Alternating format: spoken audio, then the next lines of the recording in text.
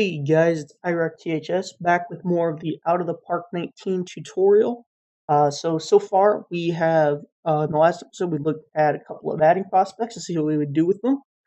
This episode we are going to get to looking at a couple of pitching prospects really quickly, but I did go ahead and simulate to opening day. I was trying to see if any of the free agents, those 4 free agents we had tried to sign in the last episode, if any of them would sign, and there's the free agent bar. None of them have yet. They'll all probably accept it. They almost never don't accept it. None of these guys are prospects that are anywhere near the majors. Probably, yeah, neither of them are anywhere near the majors.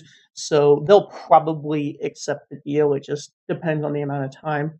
So what I want to do, and I probably should have done this before now, one of the first things you want to do when you start a new, especially a major league save, is take a look at your 40-man for a little bit and talked about it. We never really took a look at our disabled list. It's all pitchers, which is somewhat of a problem because if it was position players as well, this 7 players on the DL wouldn't be nearly as problematic. This is going to create a roster problem when they all have to come up a DL. We're going to have to find ways to make this work because, you have Martin Perez back in a month, and all 6 of the starting pitchers on my 40-man roster have the right to refuse a minor league assignment. That could present a problem down the road. Clayton Blackburn and Ronald Herrera are on the 60-day DL, and they'll be out till the All-Star break. There will probably be injuries between now and then. They shouldn't be too much of a problem.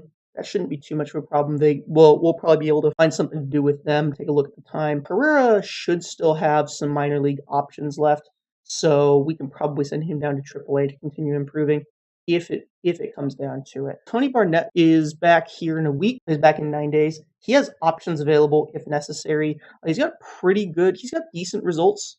He had decent results in 2016 at the major league level, but not so good results last year. What we'll do is we'll take advantage of the rehab assignment. He'll get 30 days down in the minors, up to 30 days.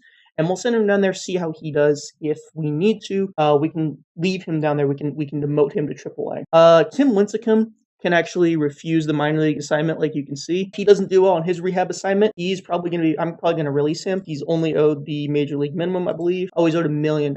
That's not the end of the world if I have to release him, because if you look at someone like Mike Minor, who wanted to release Mike Minor, I know his contract. So even if it was only this year, we'd have to eat, $9 million? Yeah, not going to happen. Ricardo Jose Rodriguez. He's an interesting case. He has 3 innings pitched at AAA. And as you can see, his metrics last year at the major league level, we're going to look at home runs per 9, walks per 9, and strikeouts per 9. And we'll get into that a little bit later when we look at pitching prospects. He doesn't look, his metrics don't look very good.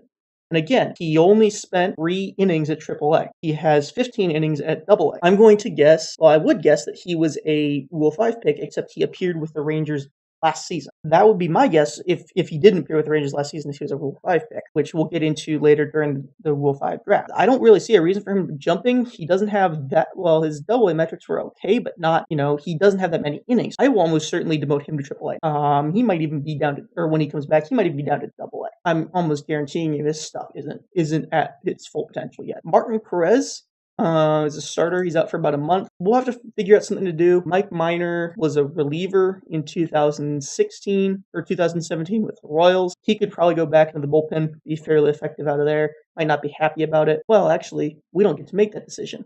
We get to say who's on the roster, and the manager gets to figure out who fits in the rotation and who doesn't. Joe Palumbo, as you can see, I've actually added him to that short list. His numbers at A Advanced are actually okay. His numbers at A Ball are actually pretty good. He probably is ready to go to AA. So when he gets healthy, I'm going to send him to AAA. Not AA, AAA.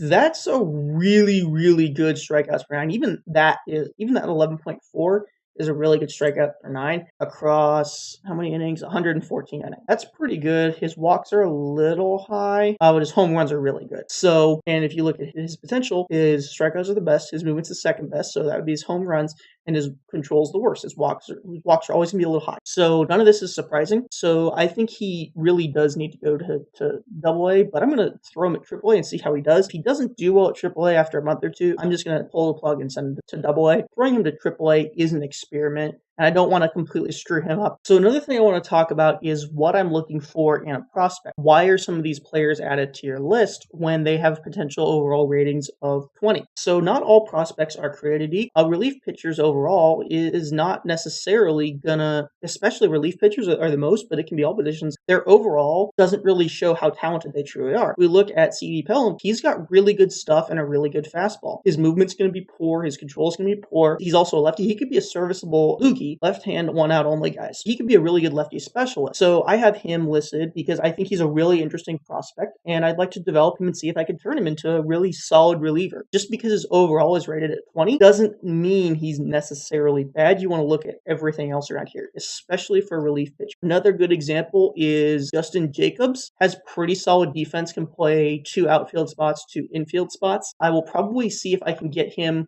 some center field experience at some point. He has the potential to be an okay 4th outfield. He always has the potential to grow a little bit. Another thing is my scout. We're actually going to go and find another scout later in the episode. My scout is highly favors tools. So my scout here, he highly favors his ability. So what that means is he's going to more favor the actual result than the tools that a pitcher or a player has, which means that he's not necessarily going to dream as much. So Justin Jacobs, I think, is probably being a little under-scouted. So that's why I've got him on here. I think he could be a decent 4th outfielder. Chris Cease is another really good example. Look at his defensive ratings, his personality, no reason to worry about him fitting in. That means he's probably some kind of positive effect on the locker room, maybe like a spark plug or something like that, but he's not going to be negative. And his infield defense is actually really good.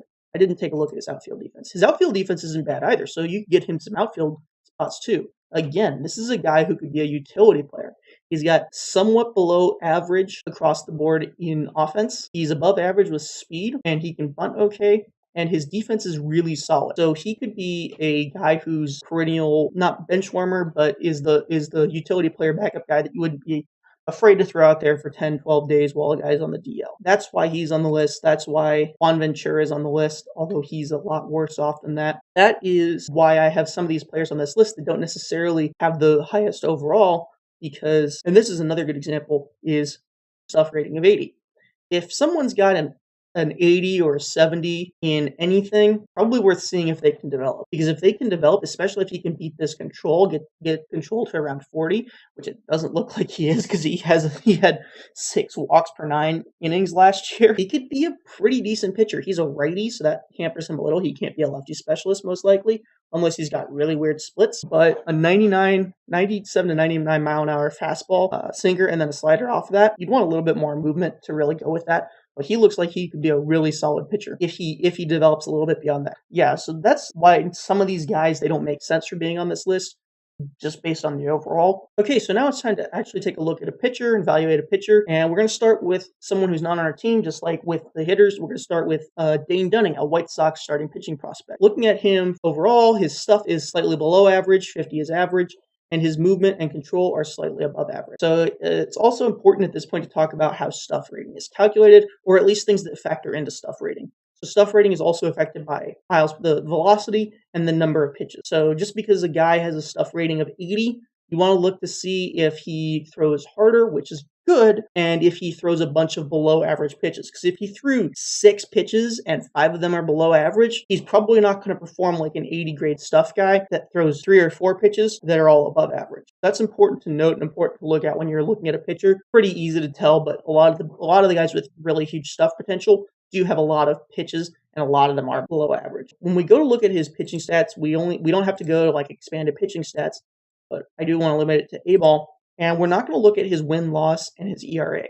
Those are all influenced by the team. As you can see, he went 8-8 with a 2.94 ERA. He pitched way better than that last year. We're going to look at his strikeouts per 9, his home runs per 9, and his walks per 9 to actually determine his rating. Sorry, strikeouts per 9 is stuff. Home runs per 9 is movement. Walks per 9 is control. So looking at his home runs per 9, 10.5. Excellent is 10, and he's above that. So that's raising some red flags about the scouting. He's clearly well above that. So his home runs per 9, 0.9. Unlike walks per 9 and strikeouts per 9 and all the stats we talked about in the last episode, Fangraphs doesn't have an article where it goes over the home run per 9 rate. I guess they think it's self-explanatory. That also means that they don't have an average or excellent rating for. So I went on to their website and just took the 2017 stats. I found that the average pitcher gave up 1.3 home runs per 9 innings that year. Went to all pitchers with at least 50 innings and found that the top 8%, that first page, the last one was about 0.6. So he's got 0.9, he's kind of between them, a little closer to elite than average. So that's probably pretty developed. And his walks per 9, 2.9 is average, and we're at 2.4. So again, he's probably closer to excellent in walk than average. With all of that, I'm going to say our scout probably mis-scouted him. He's clearly better than we would expect in stuff, and his movement and control are probably a little bit better than we've scouted. They're probably 60s, and his stuff's probably a 60 as well. That, to me, shows that he's probably mis-scouted, and he's probably better than we have him listed at. He's clearly dominated at A-ball, and he deserves to be promoted to AA like he has. With that scout that's highly favoring ability over tools, that shows to me that that scout probably messed up on this. That's a big reason why we do want to have a better scout, because we want to have the best judgment of his actual potential ratings. We'll do the judgment of his actual ratings. Okay, so now it's time to look at one of our own pitchers in John Casanova. It took me a little bit of time to find a pitcher that I was ready to make a decision on whether or not to promote or demote him, because I was looking for a guy with a good enough sample size. Like I mentioned earlier, you want a sample size of about 100, but it's really hard to get that with relievers. You can see over 2 years, he threw about 60 innings. Rookie leagues, they have about half a season. They have about 2.5 months, rather than the major league like 7 months. So it's really hard to get a better sample size, but 60 innings is good enough sample size on relievers. You do have to be a little more free with them. Starting off by looking at his strikeouts per 9, 11.4 across the 2 years, which when you go to his profile, he's got about average stuff, and this is well above average. He's probably pretty well developed for his stuff. Might also be because he's 21 throwing against a 19-year-old. You see his movement is slightly below average and his control is well below average. And his home runs per 9 is 0. That is just not sustainable. There's no way he's going to keep his home runs per 9 at 0. So that's probably sample size error. But again, over 60 innings, it's still a safe bet to say his movement is pretty developed. He's done a pretty good job, even though he had pretty poor BABIP in 2017. Again, above 300 is bad for pitchers. In 2016, that's probably closer to actual, especially at rookie level. Defense is inconsistent across years.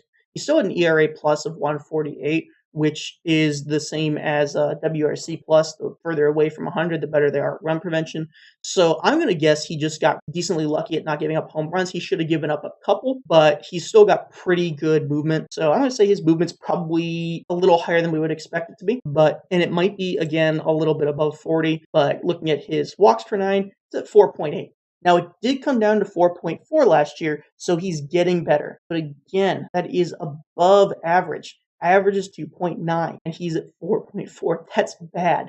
He's going to be bad, so that's not too surprising, but that's not very good. Now, given his home runs per 9, meaning his movement's really good, I'm going to say his movement is probably above average, even if that home run per 9 isn't sustainable, and his stuff is getting better. I would be okay with promoting him to short season A-ball. I did that, and the computer demoted him. I'm okay with that. I'm not going to add him to my short list with those control issues and his stuff only being 50. I just don't think he's ever going to make it really above A or AA ball.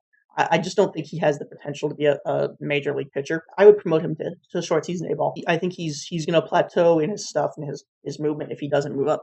Okay, so the last thing we are going to do in this episode is we are going to get a new scout. So we're going to go to available personnel, and we are going to look for someone who's legendary or outstanding at scouting internationally. So we are going to want to limit it. Why is Theo Epstein a free agent is the big question here. We are going to go ahead. We want to limit it to scouts because I highly doubt that Theo Epstein is going to take a job as our scout. So as you can see, we have Norio Yamaguchi is pretty much outstanding across the board except for scouting the majors. Excellent, but he favors ability. These two favor ability, and Roy Clark is neutral, which isn't bad. If you find a guy who's like this in neutral, that's not a bad hire, right?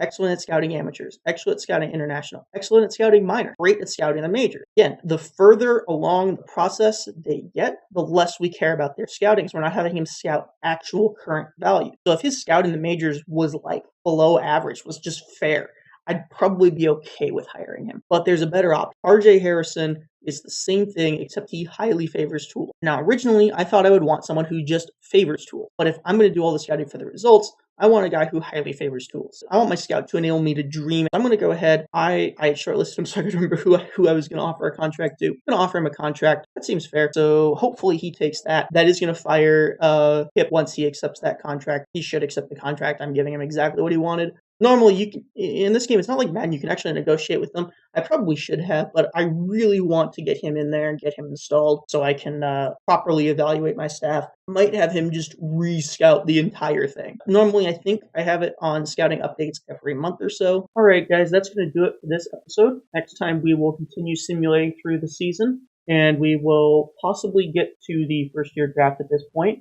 I do want to make sure I do the first year draft as its own episode, but depending on how many things happen between now and the first year draft will depend on whether we have just the one episode or a couple episodes between now and then. If you like what you see here, please like and subscribe and leave a comment. If you have anything that I didn't go over that you want me to go over with pitching prospects or last episode with hitting prospects, or if there's anything else you want me to talk about in Out of the Park, let me know and I'll see if I can get to it next episode. Answer any questions that might be out there.